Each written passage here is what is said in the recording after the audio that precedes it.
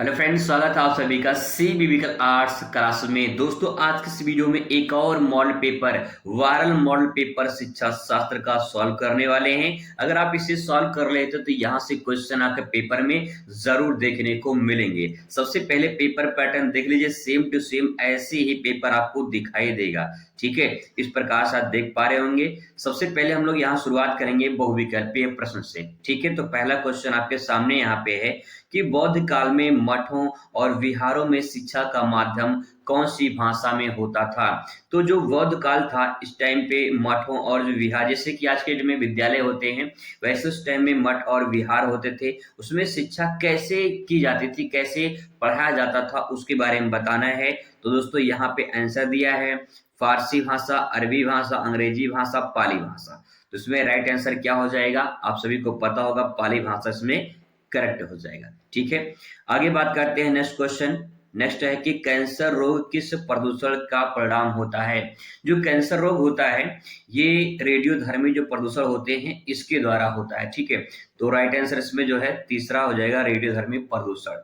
Next question बात करते हैं, क्वेश्चन नंबर अगला है यहाँ पे, अपव्यय और अवरोधन किस जो है शिक्षा किस स्तर की प्रमुख समस्या है। तो यहाँ पे जो अपव्यय और अवरोधन शिक्षा है, ये आपका जो है यहाँ पे प्राथमिक जो है इसका राइट आंसर हो जाएगा, क्योंकि अपव्यय मतलब बहुत सारी उसमें कमियां दिखाई देती हैं, अवरोधन बहुत सारे रुकावट दिखाई देते हैं। तो ये प्रमुख समस्या है किसमें, प्राथमिक में। ठीक है, नेक्स्ट बात करते हैं, क्वेश्चन नंबर अगला है। अगला कह रहा है कि प्रयास और त्रुटि के सिद्धांत में थॉर्नडाइक ने किस जानवर पर अपना प्रयोग किया था। तो यहाँ पे राइट आंसर बिल्ली हो जाएगा। ठीक है, बिल्ली पर जो है उन्होंने अपना प्रयोग किया था। तो इस प्रकार से 5 क्वेश्चन यहाँ पे दिखाई देंगे। 5वां क्वेश्चन आपके सामने यहाँ पे आ चुका है कि प्रेरणा का विभिन्न कार्य क्या है। प्रेरणा का विभिन्न कार्य क्या है। आपको प्रेरणा मिलती है, किसी किसी को देखकर प्रेरणा मिलती है। तो प्रेरणा का नाम कर सकते हैं, किसी ऐसा मोटिवेशन आपको मिलता है कि किसी देखकर यार इंसान ऐसा पढ़ रहा है, ऐसा काम कर रहा है, मैं भी इसकी तरह काम करना चाहता हूँ, मैं भी इसकी तरह बनना चाहता हूँ। ठीक है, तो छात्रों में जो रुचि का विकास होता है, उससे भी प्रेरणा मिलती है।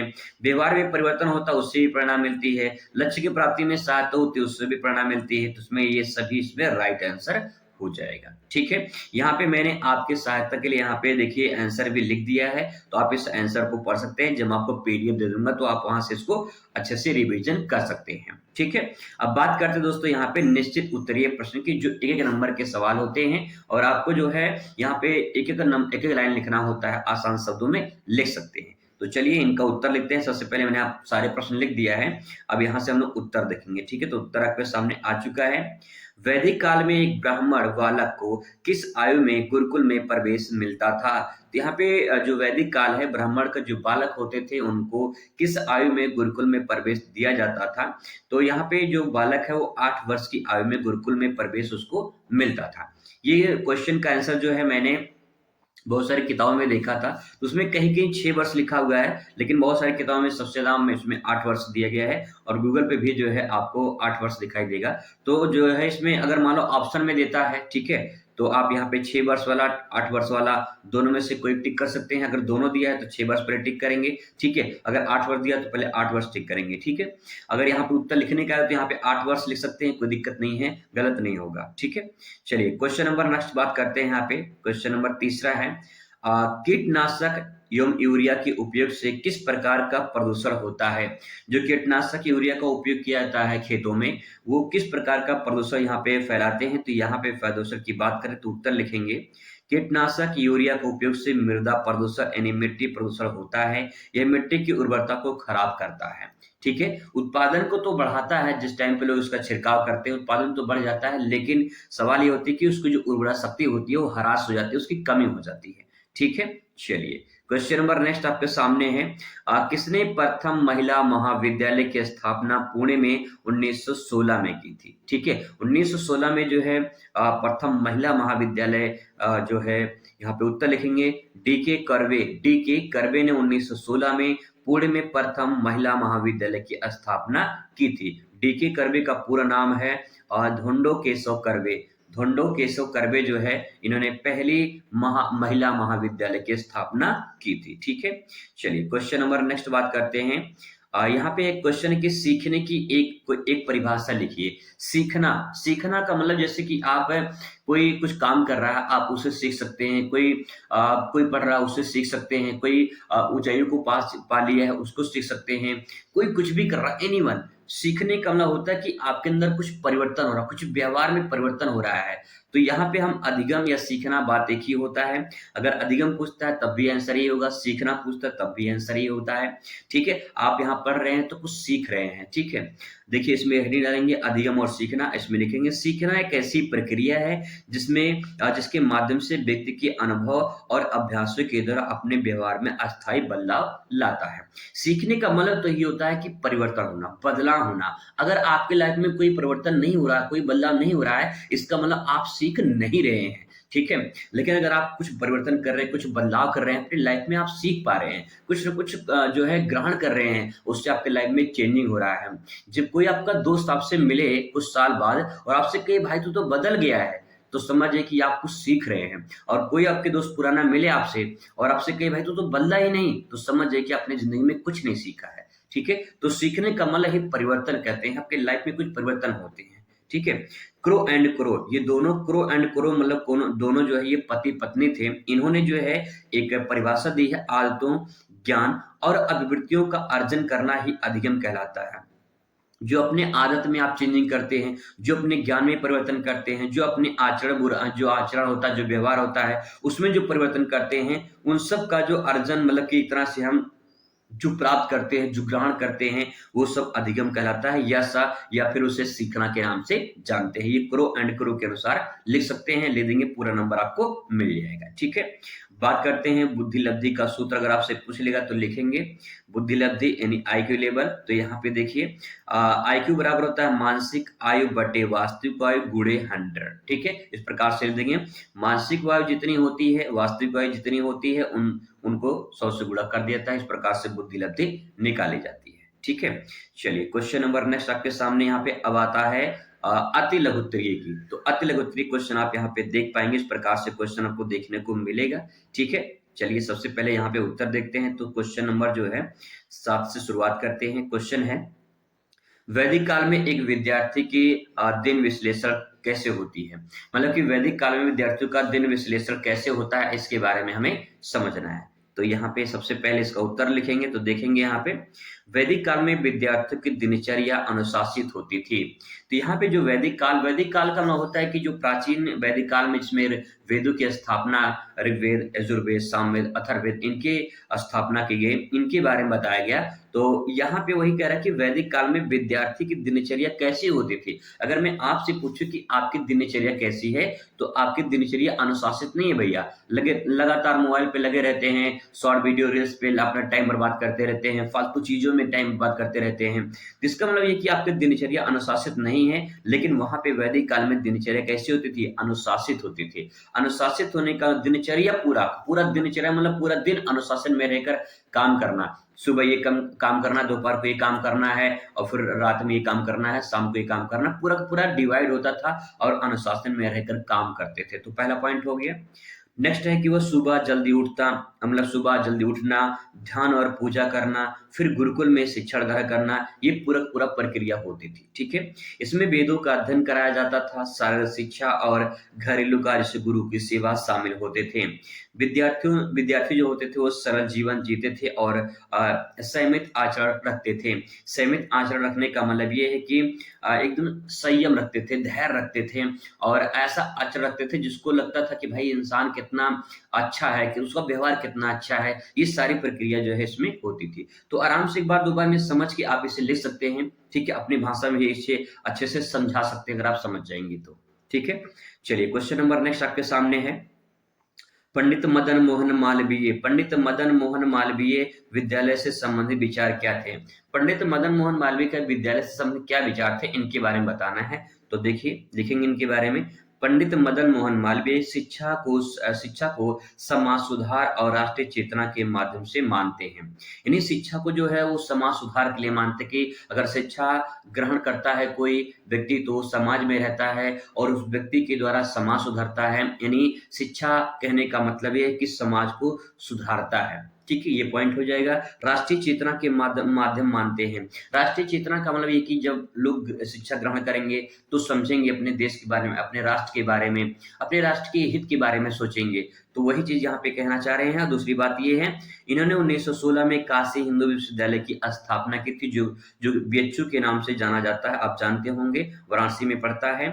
उनका उद्देश्य भारतीय संस्कृति, विज्ञान और आधुनिक शिक्षा के बीच संतुलन स्थापित करना था। जिस प्रकार से 2-4 लाइन आप लिख देंगे, आपका काम हो जाएगा, बढ़िया पूरा नंबर मिल जाएगा। यहाँ पे दोस्तों मैंने कोई ऐसा हार्डवेयर नहीं लिखा जिससे आपको आसानी में मतलब समझने में कोई दिक्कत हो, आप आसानी से इसे समझ सकते हैं। ठीक है, क्वेश्चन नंबर नेक्स्ट आपके सामने बात करते हैं, आपदा क्या है। ठीक है, आपदा के बारे में बहुत लोगों ने सुना होगा, आपदा क्या होता है।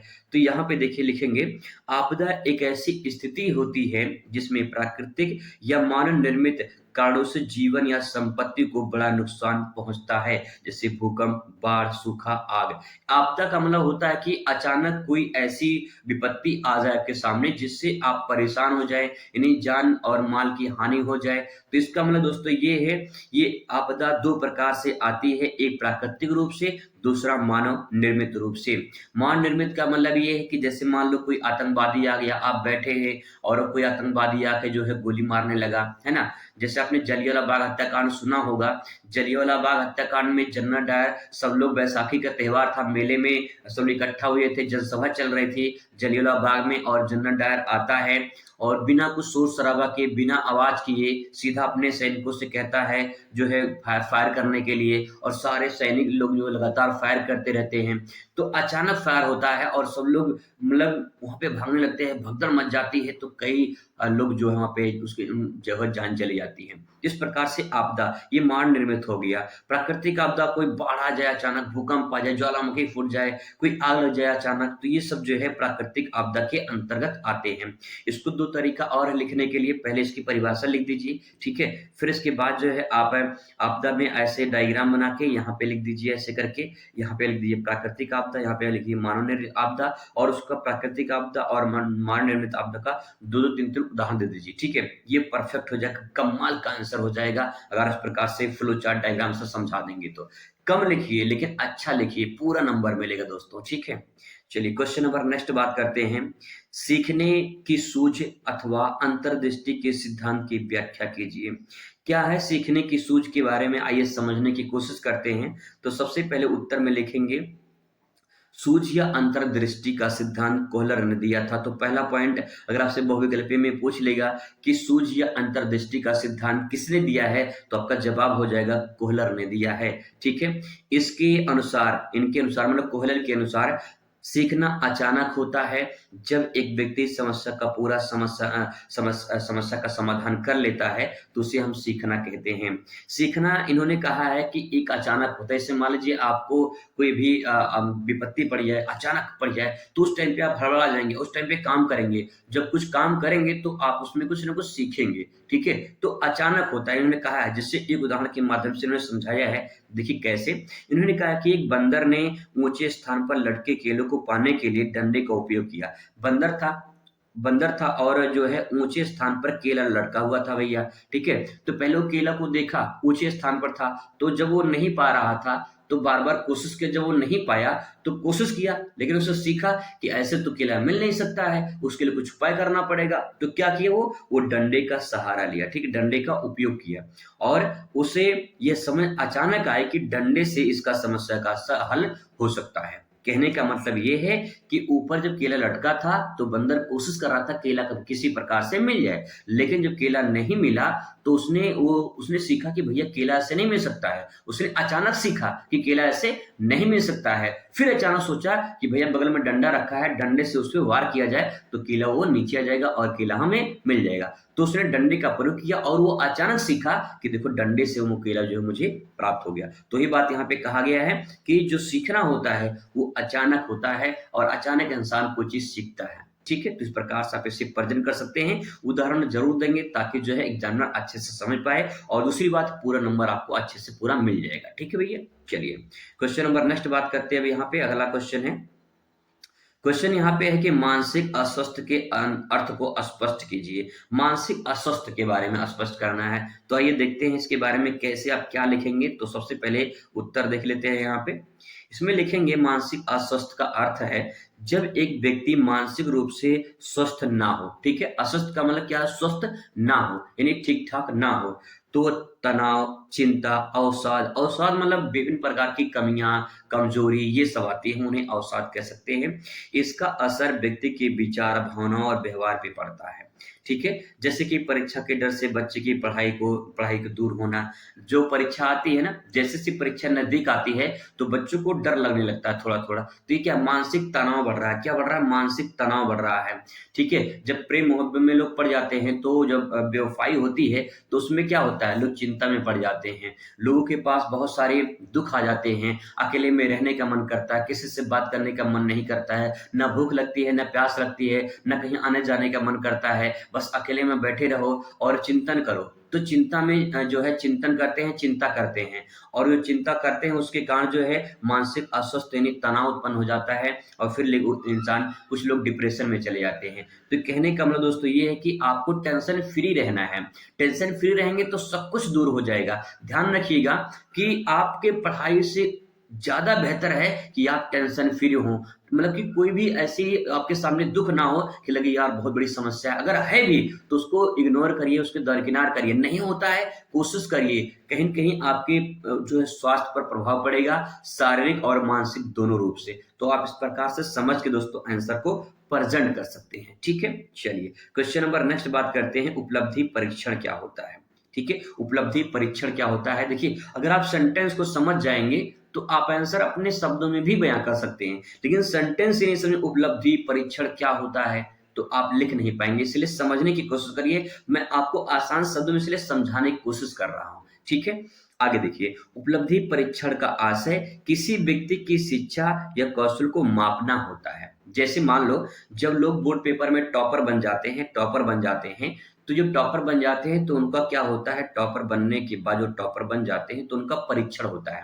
यानी मीडिया वाले पहुंच जाएंगे, वाइवा लेंगे, उनका इंटरव्यू लेंगे। ठीक है, पूछेंगे कि भाई कैसे जो है आप क्या तैयारी किए थे, किस प्रकार से प्लानिंग बनाए थे कि बोर्ड परीक्षा में आप टॉपर बने हैं। तो कहने का मतलब है कि जो उपलब्धि मिली है उसका परीक्षण में जांच किया जाएगा। उपलब्धि परीक्षण तो ये कहना है, इसका मतलब ये होता है जो उपलब्धि यानी जो आपको मंजिल मिली है, जो आपको कामयाबी मिली है, उसका परीक्षण किया जाएगा, उसका जांच किया जाएगा भाई कैसे मिला वो उपलब्धि। तो लोग आपसे आके पूछेंगे, आप ही में से बहुत सारे लोग हैं जो टॉपर बन सकते हैं, जुनून अंदर है, हौसला अंदर है, तो टॉपर बन सकते हैं आप, बिल्कुल बन सकते हैं। बशर्ते अंतर इतना है कि आपके अंदर जुनून थोड़ा कम है। जुनून लगाइए, मेहनत करिए, बनेंगे टॉपर। और जिस दिन बन जाएंगे तो आपके सामने लोग आएंगे और आपसे कहेंगे कि भाई कैसे आपने उपलब्धि की है, आपका परीक्षण किया जाएगा, आपकी जांच की जाएगी। वही बात यहाँ पे कहा गया दोस्तों कि किसी व्यक्ति की शिक्षा या कौशल को मापना, यानी आपके कौशल को मापा जाता है कि आपके अंदर कितने टैलेंट है, कितनी जानकारी आपको है, उसको मापा जाता है। किसके माध्यम से? परीक्षण के माध्यम से। ठीक है, आगे यह बताता है कि व्यक्ति ने किसी विषय में कितना ज्ञान और दक्षता हासिल की है। जो आप बोर्ड पेपर में टॉपर बनेंगे ना, तो आपकी जांच की जाएगी, आपकी जो है आपकी स्किल्स देखी जाएगी कि भाई कितना नॉलेज है इस बच्चे के पास में। ठीक है, उदाहरण के तौर पे स्कूल में परीक्षाएं या प्रतियोगी परीक्षा अगर आप पास कर लेते हैं तो उसका फिर बुद्धि या मतलब कि उपलब्धि परीक्षण किया जाता है। आपको जांचा जाता है, परखा जाता है कि कैसे आपने तैयारी की, कैसे क्या किया आपने कि आप जो है टॉपर बने हैं। ठीक है, तो इस प्रक्रिया को उपलब्धि परीक्षण के माध्यम से समझ सकते हैं दोस्तों। ठीक है, बात करते हैं नेक्स्ट, आपके सामने आता है लघु उत्तरीय प्रश्न। लघु उत्तरीय प्रश्न इस प्रकार से देखने को मिलेगा, और बता दें कि ये पिछले सालों में क्वेश्चन पूछे गए हैं, इसलिए आप इन्हें जरूर तैयार कर लें। ठीक है, चलिए क्वेश्चन है यहाँ पे नेक्स्ट हम लोग के सामने आ चुका है। मैंने ऊपर प्रश्न लिख दिया, इसके बाद यहाँ पे मैंने उत्तर लिखा है ताकि मैं आपको अच्छे से समझा सकूं। क्वेश्चन यहाँ पे है, क्वेश्चन है कि बौद्धकालीन शिक्षा की प्रमुख विशेषताएं क्या थी। तो मैंने यहाँ पे हेडिंग बना लिया है। क्वेश्चन से ही आपको पहले हेडिंग बना लेनी है। ठीक है, बौद्धकालीन शिक्षा की विशेषताएं, ठीक है, इस प्रकार से। और फिर इसके बारे में जो है आप यहाँ पे लिखेंगे। तो पहला पॉइंट देखिए, पहला है नैतिकता पर जोर देना। जो नैतिक होता था, आपका नैतिक कर्तव्य क्या है? लोग आज के नैतिकता भूल रहे हैं। अपना आचरण, व्यवहार, बोलने-वोलने मतलब कि बोलने की भाषा कैसी होनी चाहिए, ये सब कुछ भूल रहे हैं, नैतिकता भूल रहे हैं अपनी। तो यहाँ पे नैतिकता पर जोर देना, ये बौद्ध कालीन की यहाँ पे शिक्षा है, ठीक है? तो यहाँ पे लिखेंगे, शिक्षा में नैतिकता और अनुशासन का महत्व होता था। यानी उस टाइम पे बौद्ध काल में शिक्षा की नैतिकता पर उनके आचरण, व्यवहार, बोलने का, उठने-बैठने का सब कुछ तरीका सिखाया जाता था, वो नैतिकता के अंतर्गत आता है। ठीक है? अनुशासन महत्व सबसे इम्पोर्टेंट अनुशासन होता था। अनुशासन में बच्चे रहना, ये सबसे बड़ी जो है ज़िम्मेदारी होती थी और उस प्रकार से लोगों को शिक्षा दिया दिया जाता था। ठीक है? आगे दूसरा पॉइंट देखिए, व्यावहारिक शिक्षा। व्यावहारिक शिक्षा का मतलब ये है कि जीवन में सही तरीके से जीने की शिक्षा दी जाती थी, ताकि उनके व्यवहार में परिवर्तन हो, और जब व्यवहार में परिवर्तन होगा तो कहीं न कहीं वो सीखेंगे, कुछ नया करेंगे, कुछ अलग करेंगे, ये व्यावहारिक शिक्षा के अंतर्गत आता है, ठीक है? परोपकार और अहिंसा।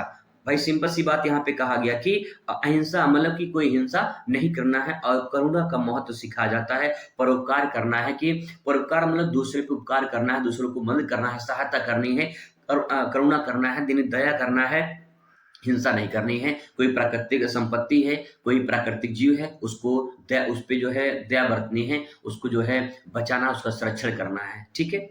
आगे यहाँ पे नेक्स्ट है कि पाली भाषी जो सॉरी पाली जो भाषा है उसकी शिक्षा पर जोर देना।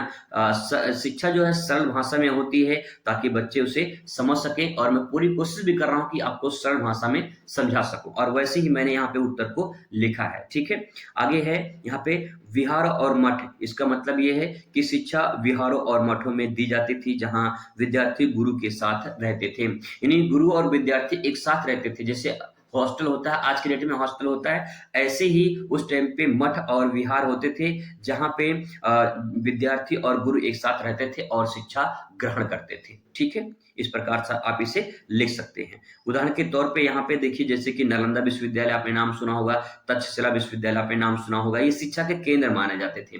ठीक है? बड़े-बड़े शिक्षा के केंद्र माने जाते थे बौद्ध काल में। तो नालंदा जो विश्वविद्यालय है ये बिहार में पड़ता है, और तक्षशिला कहाँ पड़ता है? इस टाइम पे पाकिस्तान में है। ठीक है?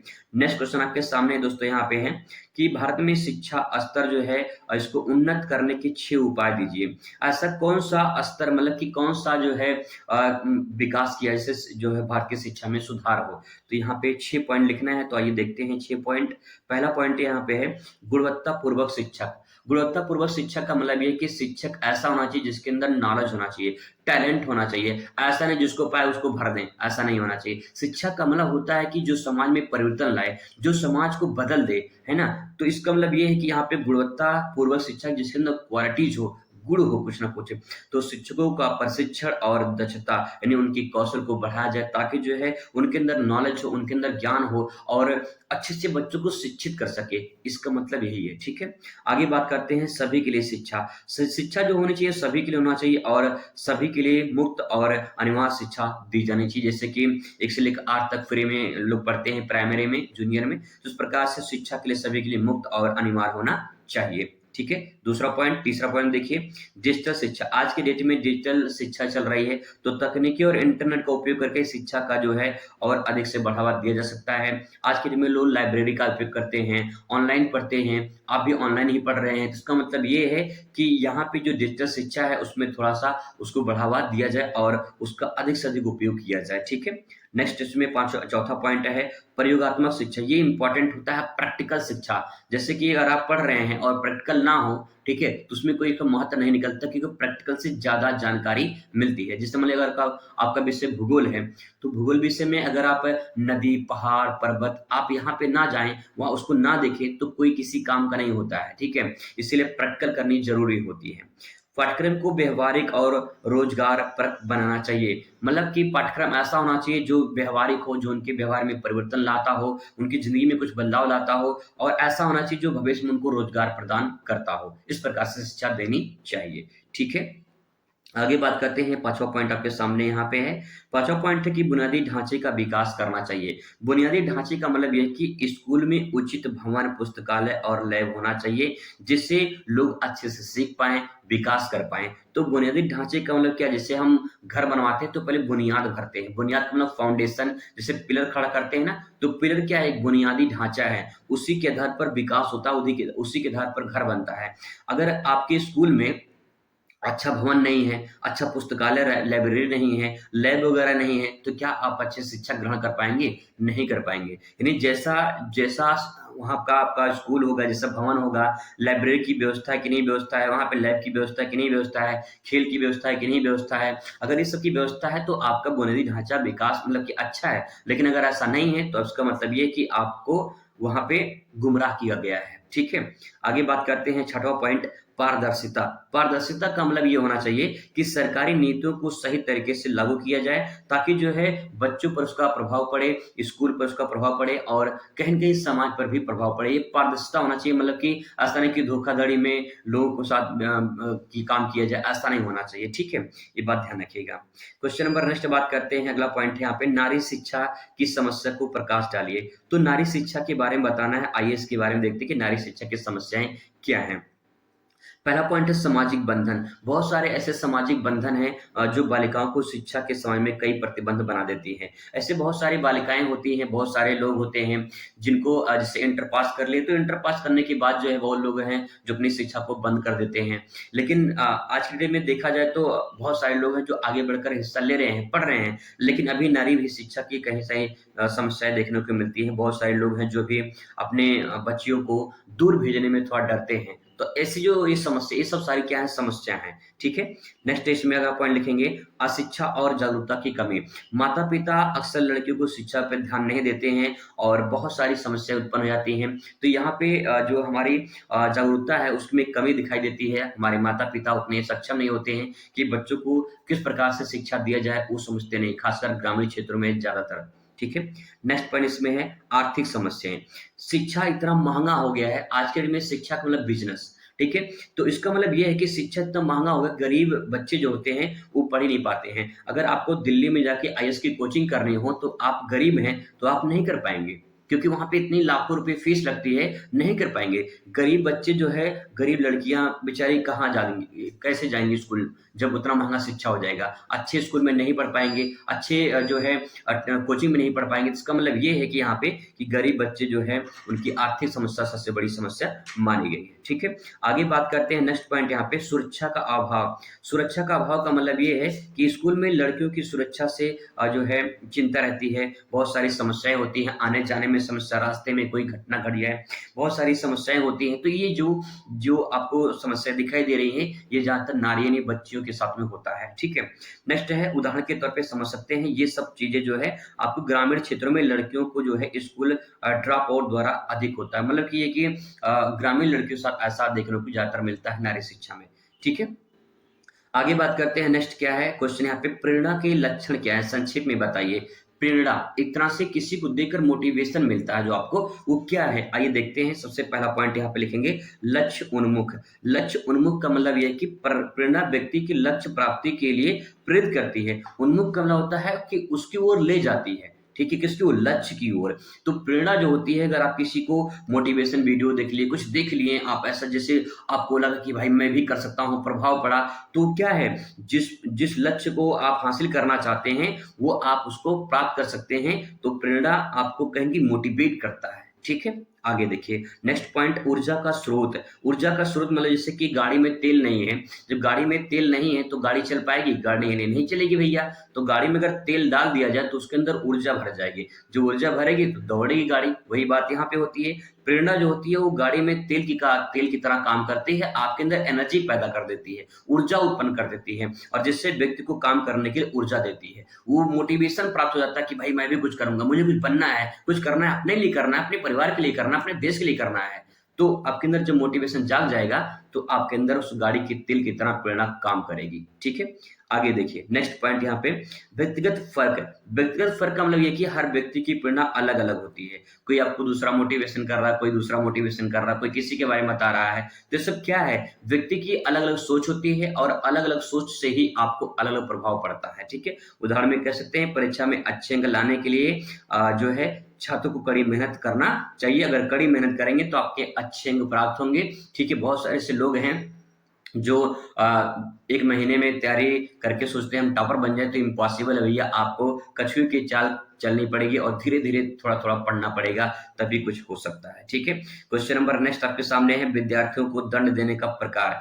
कितने प्रकार के विद्यार्थियों को दंड दिया था, आपको भी कभी दंड मिला होगा। ठीक है, तो देखिए पहला है शारीरिक दंड, इसमें पिटाई की जाती है। बहुत सारे जो है अब तो कानून अपराध हो गया है बच्चों को मारना, तो ये जो है इसमें शारीरिक दंड पहले बहुत दिया जाता था, इस पॉइंट को लिख सकते हैं। ठीक है, दूसरा है मौखिक फटकार लगाना। अगर आप कोई गलती कर देते हैं तो कोई टीचर आपको डांट देता है तो ये भी एक तरह से दंड ही हो गया। ठीक है, सामाजिक दंड, बाकी छात्रों के सामने शर्मिंदा करना, मतलब कि समाज के सामने, मतलब कि स्कूल में जो आपका खेल का मैदान है वहां पे बाहर बुला के आपको मुर्गा बनवा दे, तो ये सामाजिक दंड कहलाता है। ठीक है, नेक्स्ट पॉइंट इसमें लिखेंगे सकारात्मक दंड। सकारात्मक दंड का मतलब ये कि गलती सुधारने के लिए अतिरिक्त कार्य देना, यानी आपको जो है कोई काम दे देना कि इसको करके लेकर आना, नहीं करके लेकर आओगे तो दंड फिर से दिया जाएगा और दुगना काम दिया जाएगा, तो इस प्रकार से ये भी काम हो जाएगा। ठीक है, उदाहरण के तौर पे कह सकते हैं कि होमवर्क ना करने पर छात्र को 5 बार अभ्यास लिखने के लिए कहा जाए। ठीक है, अगर वो नहीं करता तो उसको 5 बार, ये एक तरह से सकारात्मक दंड है। ठीक है, तो इस प्रकार से आप इस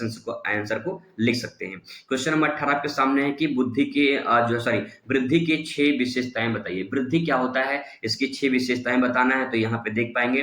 पहली विशेषता है जीवन भर चलने वाली प्रक्रिया, वृद्धि जन्म तक मृत्यु तक होती है। ठीक है भैया, जो वृद्धि होती है वो जन्म से मृत्यु तक होती है, कहीं न कहीं इंसान वृद्धि ही करता है, कुछ न कुछ परिवर्तन करता है। ठीक है, आगे पॉइंट इसमें दूसरा पॉइंट लिखेंगे अलग अलग दर। जो अलग अलग दर होता है मतलब हर व्यक्ति की वृद्धि गति अलग अलग होती है, हर इंसान की सोच होती है। आपकी क्लास में जितने बच्चे होंगे सबकी सोच अलग होती है और सब विकास भी अलग करते हैं, वृद्धि भी अलग करते हैं। कोई कुछ नंबर पाता है, कोई कुछ नंबर पाता है, सबकी सोच एक जैसी नहीं होती, तो सबकी सोच एक जैसी नहीं होती तो सब वृद्धि भी एक जैसी नहीं करते हैं, अलग अलग वृद्धि करेंगे। ठीक है, आगे पॉइंट देखिए, तीसरा पॉइंट इस पे है समग्र प्रक्रिया। समग्र प्रक्रिया का मतलब यह है कि शारीरिक, मानसिक और सामाजिक सभी प्रकार की वृद्धि होती है। ठीक है, चाहे शारीरिक हो या मानसिक हो, पूरी तरह से आपका ग्रो होता है, विकास होता है। ठीक है, क्वेश्चन नेक्स्ट पॉइंट है आंतरिक और बाहरी कारक। आंतरिक और बाहरी कारक का मतलब यह है कि वृद्धि पर अनुवांशिक और पर्यावरणीय कारणों का असर पड़ता है, मतलब कि जो है